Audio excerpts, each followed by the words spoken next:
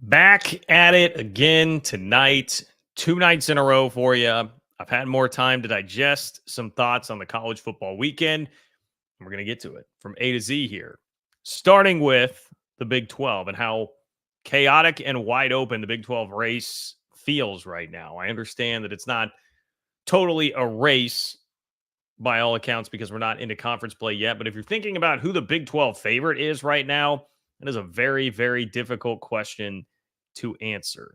So we will think about that here on the show tonight. It feels like it was a chaotic week. Some things have been shaken in terms of my belief on where schools rather are at in the conference. And beyond that, in the college football world, I think individually there are some stories pertaining to the league that are very interesting, like what's going on with Coach Prime in Colorado. I listened to a little bit of, I think it was like the DNVR guys reacting to this, and I got to be honest with you, I'm a little surprised by some of the Colorado reaction to just being physically pushed around and absolutely bullied by Nebraska on Saturday. And I heard a Paul Feinbaum take earlier today that I found honestly very interesting and a little bit difficult to refute in light of what happened on Saturday to the Buffs. So I'd like to get into that. Oklahoma. We talked a little bit last night about Oklahoma and Houston, but Houston had the ball down 2 in the fourth quarter with just minutes remaining in the game before Oklahoma got a safety to put it away. But not only is that encouraging for Houston and where Willie Fritz is going with the program, and quite frankly, I think it's a really, really positive sign in terms of program building for Willie Fritz based on the fact that they were able to turn that around after the UNLV game and play as well as they did at Oklahoma. But what does it mean for the Sooners? What does it mean for the Sooners? And that is of note because a lot of Big 12 fans have had this take, hey, Oklahoma is going to become Nebraska once they go to the SEC. That's like your very run-of-the-mill, I would say like stereotypical Big 12 fan take, is that Oklahoma is going to turn into Nebraska. And I would just say, it seems like the very early returns here are probably in favor of those who thought that Oklahoma was destined to become a Nebraska-esque school in the SEC. And that game against Houston went a long way toward fulfilling that. Now, granted, we're only 2 games into this, but Oklahoma fans seem to be spiraling a little bit right now based on where their squad is at. I want to debut something new today. I have something new to debut for you. I'm calling it the Schadenfreude standings. Schadenfreude, of course, meaning taking pleasure in somebody else's pain. There was a lot of that. And there's a lot of that just happens on a typical college football weekend. So I have ranked the top 5 of the week. The top 5 of the week in the Schadenfreude standings. And I will get that to you. Plus, we've got quarterbacks in the Big 12. What the hell is going on with quarterback play in the Big 12 so far? It has generally, I think, been pretty disappointing. The Northern Illinois win was everything to me that's great about college football all the way around for anybody, no matter how you consume the sport, no matter how you care about the sport. So all of that is on the docket here tonight. But you guys know if you've been here before, first of all, fill up the comments. Appreciate all the guys who have been here. But if you do want to guarantee that your question or comment does make the show, click the $ below the chat box in order to do that. That is how you can ensure that you get on the show here tonight. Now, you can also tee it up on Venmo. It's John-Kurtz-4 on Venmo if you're not watching live and you want to be a part of the show that way. If you leave your question or comment with a donation there, I will make sure to get to it to kick off the next show. So you can also do that. I would love it if you like the video. I would love it if you subscribe to the Big 12 newsletter, Open for Business, at ofbnews.com. If you want Big 12 news without SEC or Big 10 bias, that is an easy way to get it straight to your inbox multiple times a week. Just sign up at ofbnews.com or click the link in the description of this video. Any of that, a good way to do it. Now, another way that you can get on, if you are clever and funny enough, sometimes you'll make it on anyway. And that is the case here with Scott of Graywater Watch, who says Cam Rising, more like Cam Setting. This is where I wish I had a soundboard to just go, but pretty good there. Pretty good there. Son of Greywater Watch. Of course, Cam Rising hurt. Not sure what his status is going to be for next week. In 2 weeks, there's going to be a big game in Stillwater between Oklahoma State and Utah. And it would certainly behoove Utah, the Utes, to have Cam Rising back. It does sound like it's nothing very serious, and he probably will be back. But it is certainly a situation that is worth monitoring nonetheless. All right. I want to start here, man. It feels like the Big 12 is really wide open. It feels like the Big 12 is incredibly wide open after week 2. Week 1, I didn't feel like a whole heck of a lot had changed with the hierarchy. It seemed like Utah getting out there and really completely taking care of business. They were still, in my eyes, a top-tier Big 12 team. Oklahoma State had a business-like performance against South Dakota State, and I, to be honest, said that was probably the most impressive performance of week 1 out of a Big 12 school. So I've got to stick with Oklahoma State and Utah as just a bit above the rest. K-State and Kansas trailing not too far behind, albeit with neither offense really impressing me all that much in their week 1 wins. But now here, after week 2, I've got a lot of questions, and it feels like this thing has been blown much more wide open. For instance, Kansas, speaking of the Jayhawks, I mean, to me, they had been a tier 1 or at least tier 1A team in the league ever since I started thinking about this season. And that has now changed because they lost to Illinois. Jalen Daniels is out here throwing pick sixes. He has 3 interceptions. It looks like Kansas, minus Jeff Grimes and minus Jason Bean, is a much different kind of outfit. So that has given me a lot of pause here. Does Kansas still belong anywhere near tier 1? I do think Kansas's loss definitely is a black mark on the league if Kansas is going to be a legitimate contender, which they very much still could be. The problem with that is that if Kansas is a contender, it's going to be the Illinois game will be used against the conference at any point that either Kansas is talked about as a potential playoff team or a Big 12 champion, or somebody is beating Kansas in the Big 12 championship game. Somebody else is trying to use Kansas, hold up Kansas as a big win, something positive on their resume. That is all going to be used against the league. Well, how spectacular can Kansas be? They lost at freaking Illinois. And I don't know about you guys. I did not think that there was anything particularly special about that Illinois team that we saw. A couple of great catches by one wide receiver, but that's an offense that's pretty slow, plodding. Just not what I would really expect in a team that I think is going to be anything more than maybe 5-7 or 6-6, maybe. So that will hurt the league. And I have big questions now about Kansas. I thought it was a question worth raising coming into the season. Andy Kotelnicki is gone. Jason Bean is gone. Jason Bean had a terrific preseason in the NFL. Are we sure that Kansas isn't going to have a decent drop back or step back with the offense after losing all those guys? Now those questions are at the forefront, and you really, really, really have to wonder what is going to be the case in the outlook for the rest of the year. K-State gets pushed to the brink by Tulane. And to be honest, like, some of the questions that I had about the offense were amplified a little bit more when they got put under a bit more pressure in the game on Saturday. It was a very similar script where the first half, the offense really struggled. The second half, they got it going and they looked better, and Avery Johnson looked better. And that's really the key.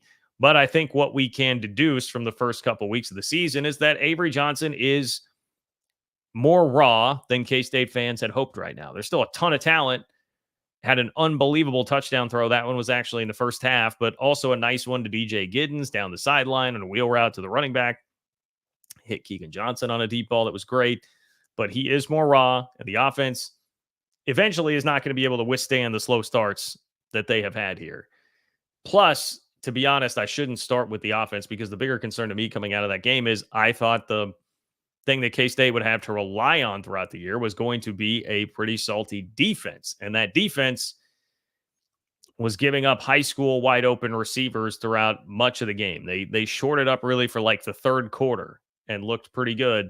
Outside of that, there was a lot of issues with K-State's defense. And if the offense is going to take some time to click and gel with all the changes, if that defense isn't ready, for instance, on Friday for Tetero McMillan and Noah Fafita, slow week for them notwithstanding, that could get ugly in a hurry. So I have questions. I have big questions about where exactly K-State's head is at.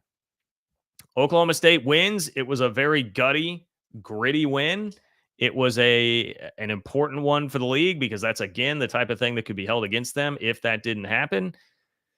But Oklahoma State, folks, I don't know if you know this. They gave up 600 yards of offense to Arkansas. Now, I think Arkansas is a much better team offensively this year. Green, their quarterback, was making some crazy plays. He also had some really rough turnovers.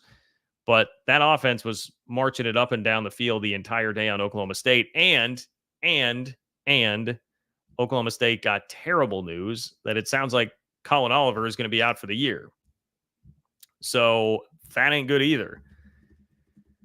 Going to double check and see if there's any update beyond just what Mike Gundy said yesterday, which was just that he thought that Colin Oliver was going to be out for the year. He said, just quote, "I think that he's done for the year."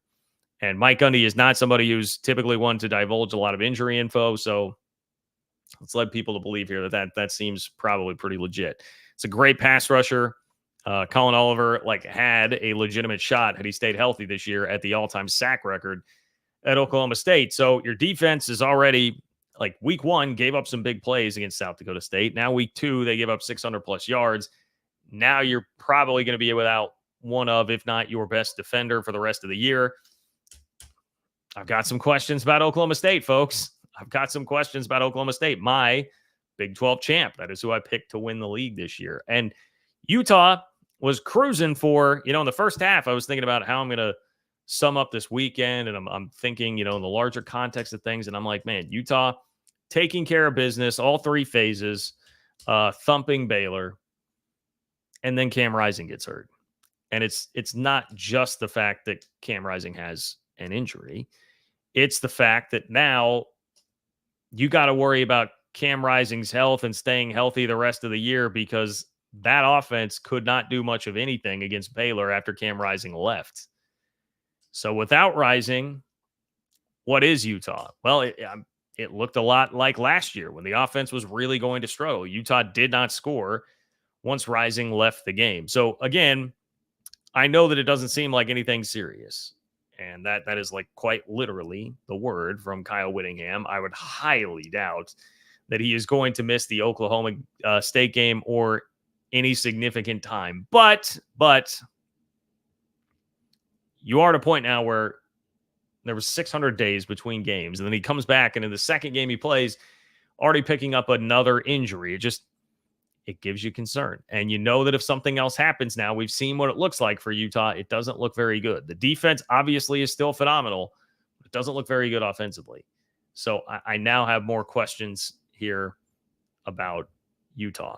And even beyond just the fact that, okay, John, kind of a fluky play, gets pushed on the sideline, busts up his fingers a little bit. Even beyond that, quarterbacks just get hurt. That's sort of the reality of this day and age in college football. We're having this Jalen Daniels, Jason Bean conversation because Kansas was dealing with quarterback injuries every year. Last year, they got down to their third string quarterback at one point, and Cole Ballard in a game against K-State. So every school seems to deal with it. That's something that you are going to have to deal with in all likelihood throughout the season. So the top tier, my top tier, I have question marks on all of them coming out of this week. I do. And now I'm feeling a little bit disoriented with how to root myself here and what the hierarchy should be in the Big 12 right now. And I would say that you have a group of teams that can definitely be sitting there right now going well, why not us? I mean, after watching this week, why not us? Iowa State, probably it's not even fair to consider them in this why not us category because they by beating Iowa and reversing what was looking like a dreadful game for the Clones at first, I would say that Iowa State has kind of turned that around into we're here. It's not why not us. It's we're here. We were kind of knocking at this door, on this door, why not us before this. We just busted through by showing the moxie to come back and win that game at Kinnick Stadium and leave Iowa fans just in surrender Cobra hell all over the place. Iowa State belongs in that tier 1 group, but I definitely have questions about them still. I mean, the offense has scored 21 and 20 points each of the first 2 weeks. I don't think that they have as much like top tier high end talent as some of those other teams that I just rattled off there in the first tier of the league. So I still wonder a bit about upside, but they have earned the right to absolutely be in that tier right now. And if I were power ranking Big 12 schools right now, I'd have Iowa State third. I think they have earned the third spot behind Utah and Oklahoma State so far. So they're in that group. But the rest of the Why Not Us group is like, I don't know. BYU might be looking around now saying, hey, if we can get average quarterback play by the end of the year, by, week 5, week 6, middle of the Big 12 schedule, if we're getting average quarterback play from Jake Retzloff, why not us? Our defense looked pretty damn salty. Just held SMU without a touchdown for the first time in 8 years. It had been since 2016 that SMU had gone through an entire game without a touchdown. They were averaging, 59 points a game at home. It was a ridiculous number over their, it was like a 9-game home winning streak. I'm getting my apologies. I wrote it earlier in my newsletter send that's going to go out. Again, subscribe to the Open for Business newsletter at ofbnews.com. You'll get the specific numbers there. If you want me to not be gargling the numbers out here on air and you want them specifically, that's a great way to get it, but also a great way to get Big 12 and our Big 12 news without Big 10 or SEC bias. But BYU can be sitting there saying our defense just put together a hell of an effort on a night when our quarterback's turning it over in goofy ways, like one time even inside the 5, and we held the line and didn't allow a touchdown to SMU, kept our team in it, and we just won as a 10-point dog on the road in an ACC team, and a team that a lot of people thought was kind of a sneaky ACC contender, especially now that, speaking of wide open conferences, the ACC looks very wide open. UCF has been very untested so far this year. They have played New Hampshire and Sam Houston. Nobody is writing home about either of those, but they have done what you should do, what a good team should do. They dominated them. And they have put together the best rushing attack in the country so far by almost 30 yards per game. They're almost 30 yards per game clear of anybody else in rushing offense so far. They've got 3 backs that are very good. KJ Jefferson was more comfortable this week after some struggles in week 1. And certainly I think there's reason to believe that he would get more comfortable throughout the year and be a pretty good signal caller for the Knights. TCU. We'll see when they get pushed by somebody better than Stanford in a tougher environment than Stanford. They will play UCF this week in what is going to be a fascinating game. But TCU is like, hey, we went on the road. We've got a quarterback that can definitely sling it. He might still have some flaws and be a bit erratic at times, but he also has a slew, more than a handful of 300-plus yard passing games. So why not us? We've got a lot of skill position talent. The 24/7 talent composite would say that we've got a top 3 most talented roster in the conference. Why not us? TCU can be saying that right now. And even welcome to the party, Kenny Dillingham and the Arizona State Sun Devils. They can be in the why not us category right now. Arizona State is showing the ability to roll teams that at least have a pulse. And so you have to give them their due. I've got to give Kenny Dillingham his due right now. Do I think they're going to be a legitimate factor in the Big 12 race? I still definitely doubt that, but they're entering into this conversation. And yes, I know that they gave up 20 straight at the end of the game, and it went from 30-3 to 30-23, and they were kind of hanging on. But that's a team right now that is, for the most part, doing what decent to good teams should be doing to bad to mediocre teams. And I guess, we'll see. Mississippi State, I don't think is going to be very good in the SEC. Wyoming, that has been a decent G5 team. We'll see now moving forward this year. But no matter what those teams are, Arizona State wasn't doing that to anybody last year, and that is the point. And they have, I'm telling you guys what, if you haven't watched Cam Scadaboo play yet, their running back, he totes the rock 33 times. 33 times, averaging 8 yards a carry, 262 yards, and he peeled off a 39-yard back-breaking run to seal the game for him. He had 69 yards rushing on the last drive of the game. That was like 4-minute offense, and really it was like 5.5-minute offense when they got the ball. They killed the rest of the clock when everybody in the stadium knows that they're going to be running the ball. Cam Scadaboo, remember the name, watch that guy play. Arizona State can be sitting here saying like, hey, man, why not us? So now you've got some pressure. You've got some pressure on that top tier to keep up right now.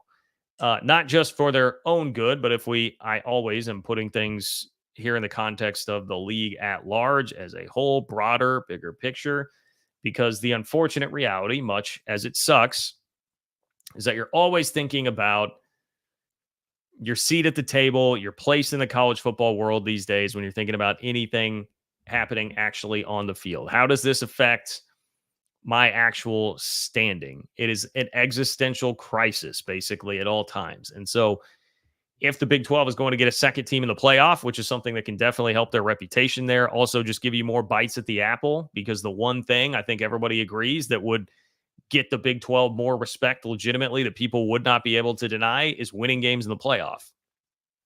So getting a second team into the playoff would make a big difference. That would be a really good thing for the league.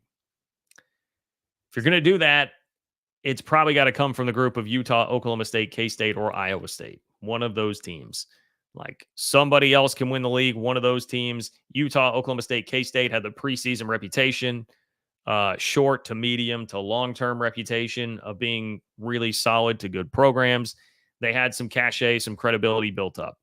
Iowa State now has an early season win that is going to give them some cachet and some credibility. If not, maybe quite as much. If it were, I don't know, if Penn State were ranked 20th in the country and they won on the road as the number 20 team, you probably get a little more cachet than you would with Iowa, because Iowa just has such a damning reputation because of that offense, and they're already a punchline. But this is definitely something. It is a tangible something that puts them in that discussion.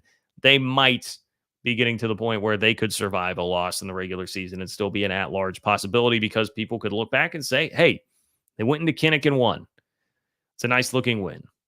So if you're going to get a second team in the playoff now, it's probably coming from that group. I think Kansas's loss definitely eliminates them from at-large contention. You don't need it. Arrowhead Stadium will not have to worry about hosting a playoff game, because the only way that was going to happen is if you're an at-large team. You've got to thread that needle, right, of being in the middle tier of playoff teams, because if you win the league, you're getting a bye, and your first game will be at a bowl site, at a neutral site. You won't be hosting. I don't think that's happening with Kansas having a loss to Illinois on its resume. You know, and I'm seeing a West Virginia fan. I see Silas in here, a West Virginia fan. West Virginia, maybe on the periphery of this Why Not Us conversation. I'm not completely writing them off after the week 1 loss to Penn State, but combined with Penn State's pitiful performance at home against Bowling Green, for right now, I'm gonna wait and see on the Mountaineers to be putting them in that group. So that to me is kind of your State of the Union address on the Big 12 after week 2. It feels a lot more wide open to me based on where we are at. I'm going to get to the super chats in just a moment, because I see you guys there and I really, really appreciate you. I want to make this point though first. What about quarterback play in the Big 12? I sent out a tweet and it was about UCF. A UCF fan had come at me and said, hey, UCF may be a real dark horse here in the league. Look at what this backfield is doing. Like this, UCF should be getting more respect. And I said, well, do they have a quarterback? Now, the UCF fan, by the way, that was, I did not watch. There was too much going on for me to watch their game against Sam Houston. I intend to go find some highlights of it. At a certain point, I have not had a chance to look at it, but I was assured, hey, KJ Jefferson definitely looked more comfortable. I had just seen back-to-back weeks of UCF fans complaining a little bit about KJ Jefferson. So I was gauging the temperature there. But when I said, hey, does UCF have a quarterback? My buddy Mason Voth, who works at K-State Online, came at me and said, "Does anybody in the Big 12 have a quarterback?" And I was like, that's a fair point. On paper, going into the year, this looked like a league that actually had a pretty solid amount of firepower at quarterback based on what the preseason expectations were for everybody. Cam Rising is a known commodity, right? That was coming into the year. You're like, Cam Rising's a known commodity. That guy has won 2 Pac-12 championships before. He's played in a couple of Rose Bowls. Mark it down. That guy's a good quarterback. Shador Sanders is going to be a first-round pick. That's a really good, really talented quarterback. Jalen Daniels was the preseason Big 12 Offensive Player of the Year last year. That's a really good quarterback. Garrett Green, Pro Football Focus loved him up the entire offseason. He had some huge moments, some huge plays last year for West Virginia and leading them back from the dead and saving his head coach's job. That's a really good quarterback. Noah Fafita, especially when combined with Teteroa McMillan, that is one of the most dynamic quarterbacks statistically and in terms of the eye test in the country that you could have. That's a really good quarterback. Avery Johnson. People are picking him as a dark horse to win the Heisman. The New York Post, like Andy Staples, is mentioning him as a guy who could be a dark horse to win the Heisman. A lot of buzz around him. Clearly obscenely talented. That's a guy that's going to be a really good quarterback in the league. But now as you look through it, like Cam Rising's already injured again. Shador Sanders is still just running for his life. I mean, I don't know what else you can say about that. What good is it having Shador Sanders if he is not going to be able to set his feet and be able to make a throw at any point ever? I know he had the bad pick 6. That was bad. He called it a rookie mistake. That's definitely, I mean, that's on him. You can't do that. That was really awful. But the guy just had no opportunity to really do anything. And so it neutralizes not only Shador, but Travis Hunter, because they won't invest the correct way in an offensive line and just building a college football infrastructure that they really need. I mean, whatever. I read Sean Keeler's column, by the way. He wrote a really nice column about it because I was curious. He's the guy that Coach Prime is not talking to anymore, will not take questions from. And he made the point. He's like, they're trying to microwave something that needs to bake in the oven for an hour. And that really is what it feels like at Colorado. So Shador, still running for his life, not as effective. Jalen Daniels has the worst QBR in the Big 12 right now. Threw a pick 6 and 3 interceptions in that game against Illinois. Definitely did not look like the guy that we saw in September of 2022. Avery Johnson has had some moments, but he is still definitely raw. More raw than I anticipated him looking to start the season. Garrett Green, bounce back game on Saturday against Albany, but really disappointing against Penn State. Very, very disappointing performance there. Noah Fafita, I think Noah Fafita has been probably adequate, to what the expectation level was coming in. Has a monster game in week 1. Only threw for $173 on Northern Arizona, but not a terrible game by any stretch of the imagination. Just Arizona looked a little out of sync, maybe looking ahead to the game coming up on Friday with them. So I guess you could maybe fit him in there. DeQuan Finn, there was some excitement about him. He gets shut down by the Utah defense, and he has a bit of an injury. Baron Morton, Texas Tech fans, I know really wanted to believe in him. He's put up some numbers, but the team success isn't really following. He had some turnovers on Saturday. I guess my point here is quarterback thing has not shaken out the way that everybody in the offseason thought that it might in the league. And I totally get it. This was actually, in hindsight, pretty predictable. Quarterbacks are the easiest thing, I think, for fans to get really hyped up about and just put too much steam into the hype machine. Just get it going too fast, too far. And that can set people up for failure. Like, Avery Johnson, I think, has been a little unfairly judged, not just by K-State fans, but even in just the reaction I'm seeing from other people across the league, because that hype had built so much for him. And in reality, he's a true sophomore with now only 3 starts under his belt. So I will even admit, like, I am probably guilty of doing some of that, as almost everybody in the K-State ecosphere is, and just the regional and national college football ecosphere is. So with a lot of these guys, they were built up a bit too high in the offseason, and this has been a dose of reality, I think, through the first 2 weeks of the Big 12 season. I do have to give a shout out to Rocco Becht here, who Iowa State offense, and he fairly against North Dakota. And then in the first half against Iowa, but they made some gutsy plays against Iowa. The ball that he threw down the sideline on the eventual game-winning field goal drive, heck of a play. Great throw. He's got a knack for making some of those plays.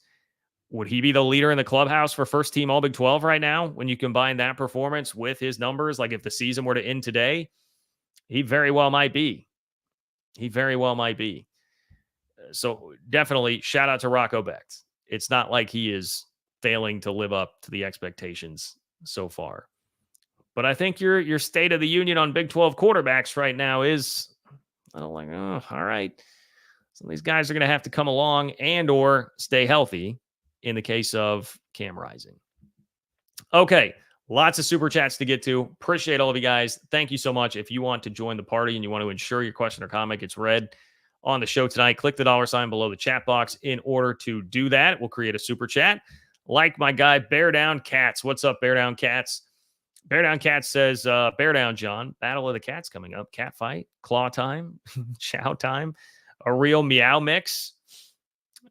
That's pretty good, Bear Down Cats. That's pretty good. I don't think I can say the last part of what you had there. I might get flagged by the YouTube algo. So I had to stop myself, self-edit, and cut off there. But yeah, along those lines, Bear Down Cats, Jason Shear had a banger of a tweet earlier today where he said it was something to the effect of, I would bet a lot of my hard-earned money that the Wildcats win on Friday night. I tried to get my buddy Cole, who, gets frustrated with anybody saying anything negative about K-State out there. I was like, hey, did you see this? Look at this. Already predicting Arizona to win. He saw right through it, though. But obviously, yes, the Wildcats will indeed win on Friday. I can guarantee you that, too. Right here, right now. That is a take that I can stand by. The Wildcats will win on Friday night when Arizona and K-State play. Should be an awesome game, though. I'm excited for it. I will be there in Manhattan for it. I'm pumped. It's going to be a great game. The ironic part of this, I heard something. I had something passed along to me today. Bear Down Cats. Not that this is anything groundbreaking. This game got moved to Friday, right? If it were on Saturday, I don't know if you looked at the schedule of games coming up this week nationally. There's not a lot going on. Game day. Is it game day and Big Noon Saturday, or at least one of the two is going to Wisconsin-Bama? Wisconsin-Bama, I mean, I guess Bama was messing around with South Florida into the fourth quarter. Maybe that can be a game. I highly doubt it. It's not a very enticing one to me. So people at K-State, I think we're looking around like, damn, if this wouldn't have been moved to Friday, we might have gotten College Game Day in town for this. Could have happened because you actually did, as it played out, have a top 20 matchup. Both teams kind of stumbled on Saturday. Wasn't pretty for Arizona or K-State, but they got it there to the finish line to get a top 20 matchup here for this one. So it will be fun. I am looking forward to it, Bear Down Cats. I imagine you are as well. Alan, what's up, Alan? Appreciate you, Alan. Thank you for being here, Alan. Everybody, look at this. Alan, not afraid to show up, even when it's a rough week for his squad. We appreciate you, Alan. Alan says, John, congrats to your Cats, Oklahoma State, Iowa State, and Arizona State for upholding the Big 12 honor. As for KU, ouch. What happened to Jalen Daniels, and where is Jason Bean? Hope Lance can fix it. Your thoughts. Alan, I have a lot of thoughts. Thank you. Thank you for that question. I have said, I've been pretty steadfast. I feel it's early in the season, but I feel vindicated, at least for now, based on the information we have at present about, my take for like a year and a half with Kansas has been, I really feel like the star of that show, the biggest star of that show was Andy Kotelnicki, at least as it pertains to the offense. Lance Leipold, I'm not trying to take away credit from him for being the program builder, but for what they have done offensively, which obviously has been the biggest key to everything they're doing schematically on the field.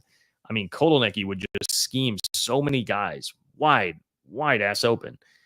And so I thought that guy is really the star. And so when he left, I was like, all right, I think this is a fair question to raise. I mean, Jeff Grimes is an established coordinator, like he's been around, but that to me felt like a really legitimate question to be asking about the operation is how much of a drop off will there be with Kotelnicki? And then the more I watched Jason Bean, I was like, look, I think Jalen Daniels is really talented, but are we sure this isn't just all like Andy Kotelnicki is doing a tremendous job coaching up whoever they have back there at quarterback, especially then after I watched him put together a game plan that damn near beat K-State last year with Cole Ballard at quarterback. So just everything that I saw out of Kansas kept leading me down this road of like, it feels like Kotelnicki is really the guy. Now, I will admit the preseason that Jason Bean had, where the Colts were thinking of moving him to receiver and he winds up playing so well at quarterback that they've got to keep him on the practice squad at QB.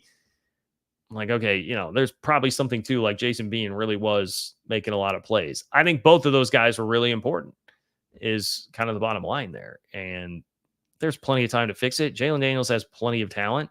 Those receivers are very good. Devin Neal, who should have been fed the rock more on Saturday, quite obviously, is an absolute stud. So there's a lot to work with and a lot of time left. But my initial read on it is I think Kansas is missing Andy Kotelnicki. And I will say this, anybody that's going to accuse me of being overly partisan with that, I will say that the jury's very much still out on K-State being in the exact same situation with losing Colin Klein and now going with Connor Riley / Matt Wells, but Connor Riley being the primary play caller and offensive coordinator. Jury very much still out. K-State may be in the same exact position there. So that's what I think, Alan. Plenty of time, though, to turn it around. Plenty of time. Payson Cougar fan. What's up, Payson Cougar fan? I appreciate you. Payson says, John, you need to contact the BYU TV pregame show for the K-State game. They put Drake Toll on. You're a shoo-in.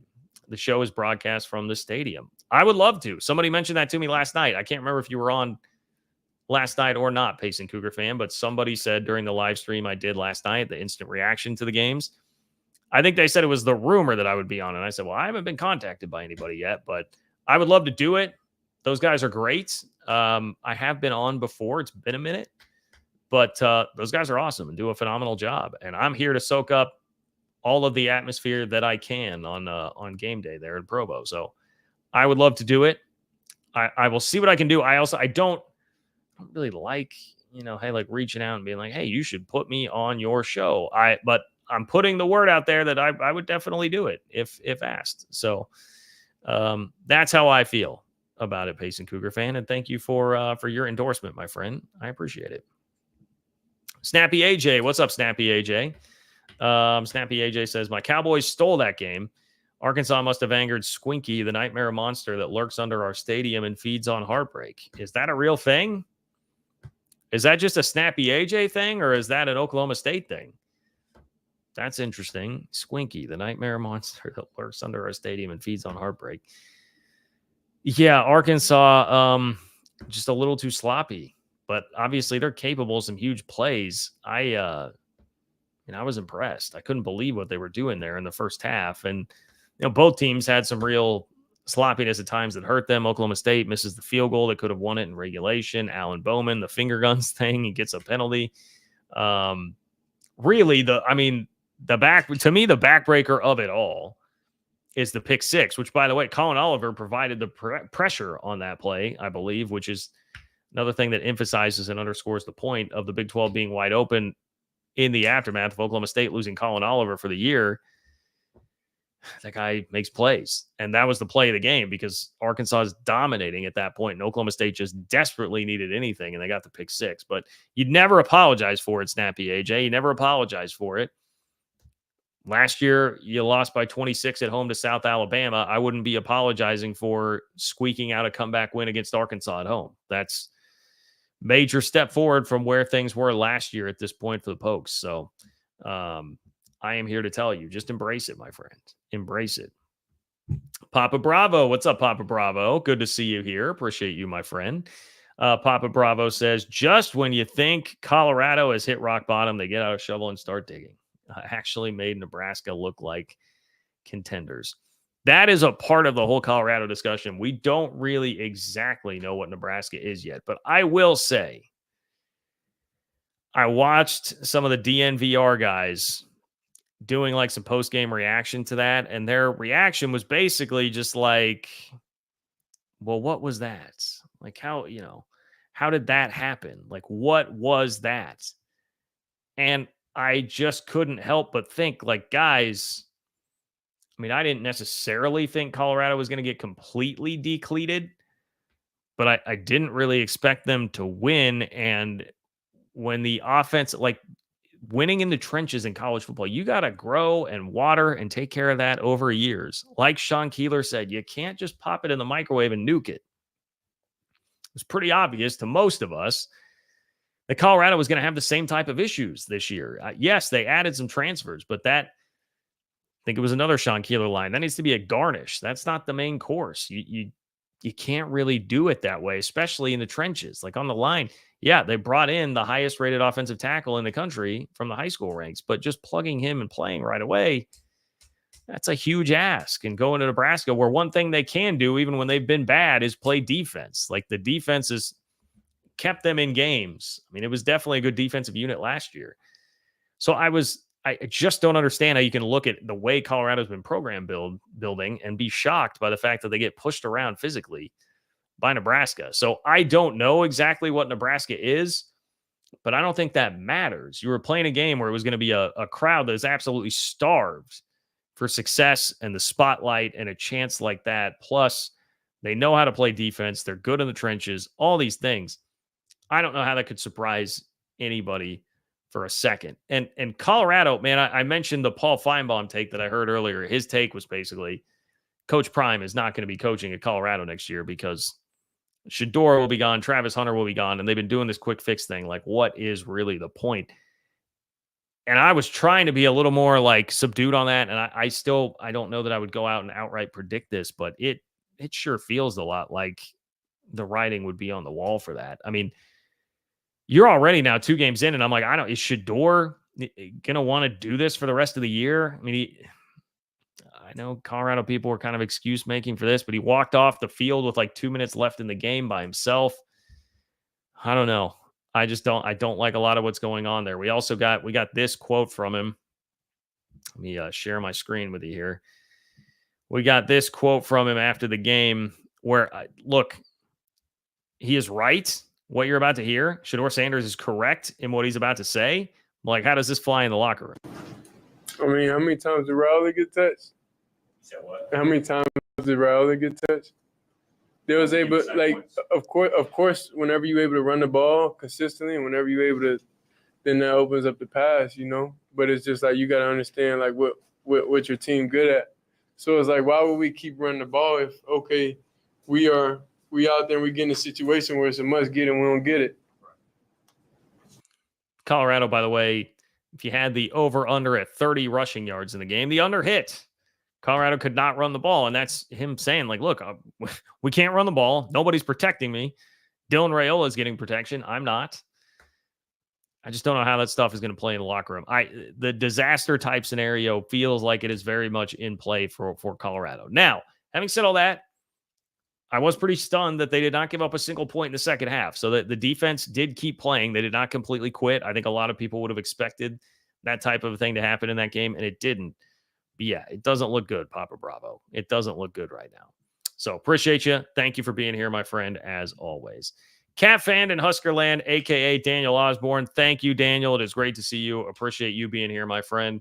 Daniel says, just getting back from watching the Chiefs win on Thursday and the KC Current win on Saturday. How about the Chiefs, Royals, and the Cats? Great weekend. And how about Northern Illinois? Yes, how about Northern Illinois? Fabulous stuff from Northern Illinois. Go Cats. Thank you, Daniel. Appreciate you. And I hope you had a blast at the Chiefs game. That was a great win, literally by a toe. Love to see that. And yes, our Cats did pull it out in New Orleans, even though I know someone was saying, hey, someone was giving K-State a little bit of crap at the beginning of the chat. I saw that. And that's fair. That's fair. They had to escape. That was an escape.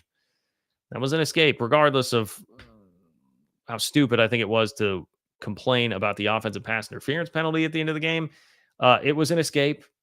K-State deserves some flack for it. There are a lot of question marks about the Cats right now, but they did get the win, and we all love to see Northern Illinois winning. Daniel, I'm thrilled for you, and us, all of us sports fans. And I genuinely appreciate your support of the channel as always. So thank you for being here. My best to you and your family, and safe travels next time you are on the road watching some games, because you live that life, man. You live that life and see a lot of awesome games. I appreciate you, Daniel. All right, Lance. Lance says my Pokes were out coached, and I still gave up too many big plays on the back end. The turnovers killed Arkansas. Pretty succinct summation of that game for sure. I think. Well, really, the two question marks for Oklahoma State are defense and offensive line. I think, right, because Ollie Gordon. I didn't see Oklahoma State's full rushing total, but I know Ollie Gordon did not have a quintessential game on Saturday, and it took a lot of carries to get to the 100-yard mark against South Dakota State. Now, fair to mention, Oklahoma State started, and Ollie Gordon started slow last year, and that turned into the best season that any running back had in the country last year. So, still time to change, but Oklahoma State, only has 208 rushing yards on the year so far. So defense giving up big plays, not doing as much as you feel like they probably should on the ground. That is back to the theme today, why I've got some questions and why I feel like the Big 12 does have a very wide open, somewhat chaotic feel to it right now. So, Lance, I appreciate the candor and the honesty there, because I do agree with you, while at the same time saying that's still a great win, and don't apologize for it. Definitely don't give it back. Don't apologize for it, my friend. So thank you. Thank you, Lance.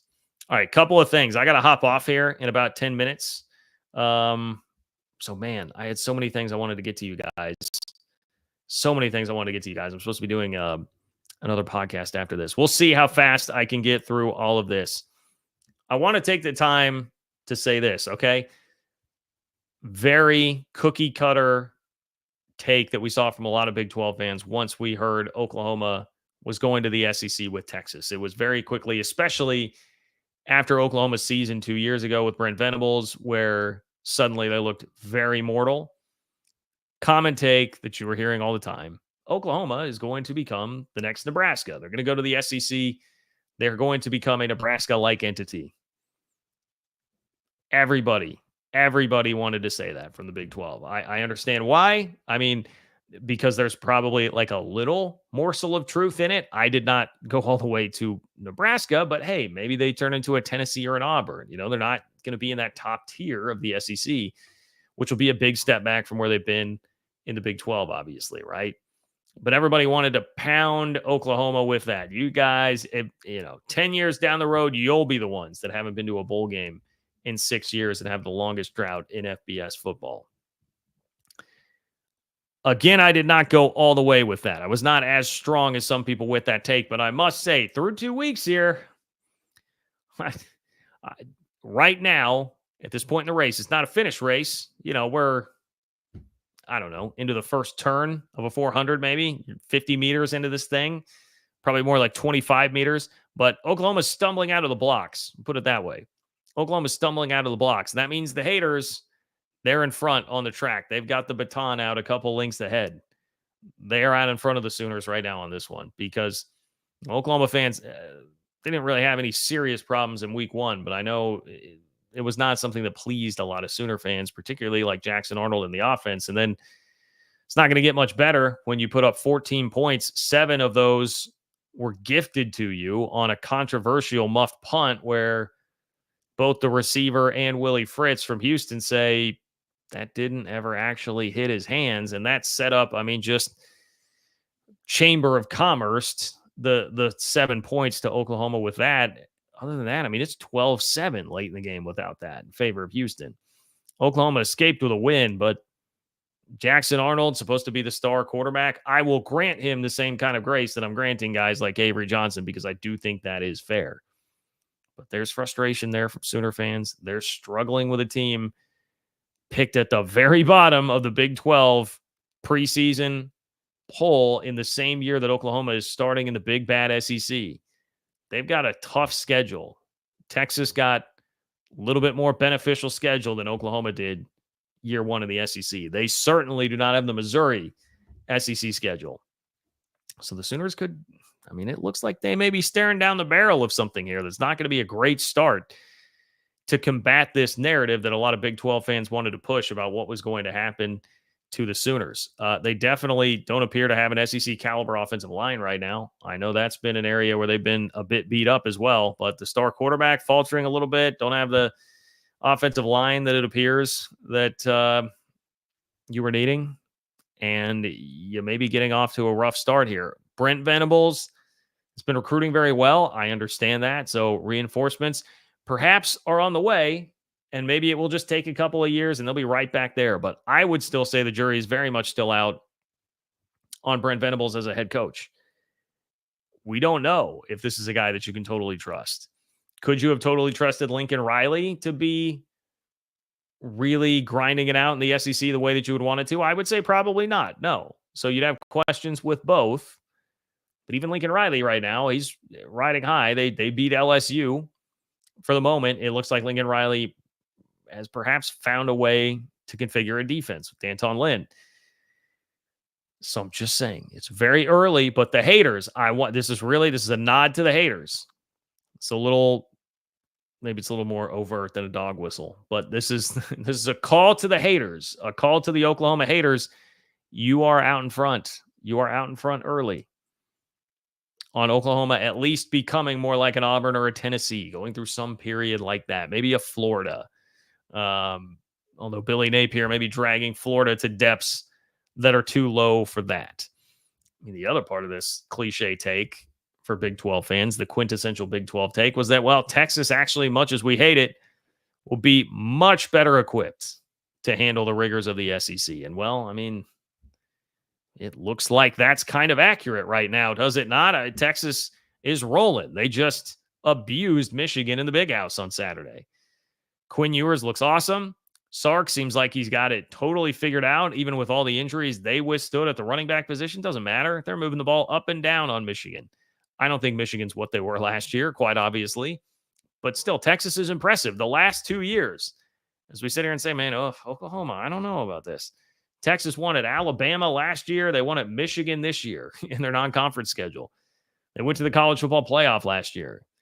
They and Georgia, to me right now, look like two teams that are above everybody else in terms of what they have proven, like resume-wise combined with what we thought they were on paper talent-wise coming into the year.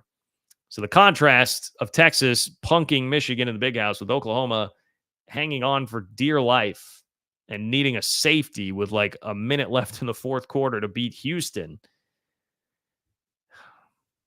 Shout out to the haters. Shout out to the haters. You may have something here with Oklahoma. We'll continue to monitor, but you may have something here. The fact that Texas seemingly has it figured out too just has to twist the knife even more for Sooner fans. Even more. All right, buzzer beater time for sure, because I'm going to have to run soon. Get it in while you still can, like Snappy AJ. Snappy AJ, what a guy. You are going to pay to give me the explanation of this. I love you for that. Thank you so much. Brian Phillips named Squinky in 2011, a personification of OSU's bad luck and the opposite of Sooner magic. Okay, sometimes Squinky bites the other team. A Baylor QB had open field to a TD and just trips. Okay, a personification of Oklahoma State's bad luck and the opposite of Sooner magic. So Squinky is the anti-Sooner magic. I learned something new today, and I love this. You ever want to teach me something new about your team, a tradition, something in the Big 12 or beyond? If you're a fan of another team, we're all about all of college football here. Snappy AJ, thank you for that. That is excellent. All right, I'm going to have to be mindful of that the next time the K-State is in Stillwater. Got to watch out for Squinky. Treat him nicely. Rob, what's up, Rob? Rob says, speaking of Auburn, they made Cal look competent. Lots of talk from their AD to get pushed around by a bunch of hippies. Go Cats. Oh, Rob, you bring me right into one of the things I need to get to before I get out of here. I have coined this the Schadenfreude standings. Schadenfreude, the German word that means basically taking pleasure in somebody else's pain. That's what we do in college football. College football is all about that. People hate watching their rival, hate watching other teams, a la Notre Dame this weekend. And that's why Notre Dame is number one in the week 2 Schadenfreude standings. Really, this is just a ranking of where there was the most schadenfreude going on in college football. But the standings thing rolls off the tongue, right? Because of the dual S's there, the alliteration. Anyway, Notre Dame's number one. I mean, who in college football outside of South Bend does not enjoy watching Notre Dame lose? Literally everybody. Everybody is on board with that and enjoys watching it, especially when it comes to the hands of a team like Northern Illinois. And I mean, their coach was just awesome, given the emotional response where he's basically, I mean, he was crying in the post-game interview, just like tears of joy and so happy that his team believed in him. I loved all of it. Loved all of that. And everybody did. Everybody did. Number two, it's definitely hitting home in the Big 12, Colorado. Colorado, number two in the Schadenfreude standings this week. Colorado haters got exactly what they wanted. Exactly. Because not only did Colorado get pushed around and dominated, but it happened in the exact way that, like, anybody that wasn't just a hater for the sake of being a hater and wanted to actually, like, have a conversation about Colorado, and then we get frustrated that the Colorado fanboys would push back and just say you are being a hater for no reason. People that actually came at it with reason would say, guys, I just building the defense and the offensive line. I don't think you can do it just trying to go the microwave approach here. And that's exactly what got us exposed. I listened to the Colorado Fanboy podcast a little bit, and they basically said as much. Like that's what happened. Got pushed around, much like my camera just did there. So that, I think, gave people a lot of satisfaction. A lot of satisfaction to see that happen to Colorado. Number three, Schadenfreude standings this week, SMU. And a lot of this comes from Big 12 country because Big 12 fans, particularly those that live a lot of their lives on the internet like myself, they were frustrated with SMU doing all the talking that they were doing. SMU did a ton of talking. They were coining this Power 3 term, right? The Power 3 to troll the Big 12. Actually, I will give that to them. That's not bad, but it looks pretty bad when you then lose at home to the team picked 13th in the Big 12, which is a very funny headline in and of itself. The team that was picked 13th in a team of 12 teams, or in a conference that is called the Big 12, which theoretically you would think would have 12 teams, they go and beat you in your house. Not good, SMU. And that field, I had a ton of fun with that, as you guys could tell on Twitter. And SMU had that coming. Number four, this is why I used Rob's comment to bring all this up. It is Auburn. Number four is Auburn. I know Auburn's been pretty down. It's not like they've been really top of mind for a lot of people here, but that's a pretty kooky fan base, wild expectations, SEC country, flying the SEC banner and doing all of that. I think people like to see Auburn lose in a spot like this, especially to Cal. I know I was trying to be nice to Cal yesterday. Maybe I'm going back to the side of being mean here, but it's a pretty funny and kind of irrelevant program. So it's funny to see Auburn with so much self-importance losing to Cal. And of course, there are the undertones that were mentioned there by Rob a second ago, of people in the deep South having to lose to the elitists of Berkeley. It's funny. It's funny. And finally, Iowa. I put Iowa in at number 5 in the Schadenfreude standings, mainly just because Iowa's a punchline already. And they lost that game. I mean, it was so Iowa. They got to 19 points, and I said this yesterday to you guys, but I should have just tweeted what I was thinking, which is Iowa's not scoring again. They got to 19. They have a lead. Ferentz is just going to shut it down, and if you watch soccer at all, he's going to park the bus. That's the strategy. Just park the bus. They don't care about anything. Park the bus. They're just going to try and get out with their defense, and they did it too early. Iowa State made them pay. So because they get picked on already because of their offense, because everybody makes fun of Ferentz, and then he did Ferentz things and found a way to lose the game, I think that qualifies. I put in receiving votes here, I've got Kansas and Texas Tech. Kansas, it's really pretty specific to K-State fans. I don't know that a lot of other people out there were really taking that much in the Schadenfreude with Kansas. But K-State fans certainly were, especially after Kansas fans were getting after it early in the day when the Wildcats were struggling with Tulane. Texas Tech I put just because I do think Texas Tech, and I love you guys, and I definitely feel for you because things are not looking very good right now.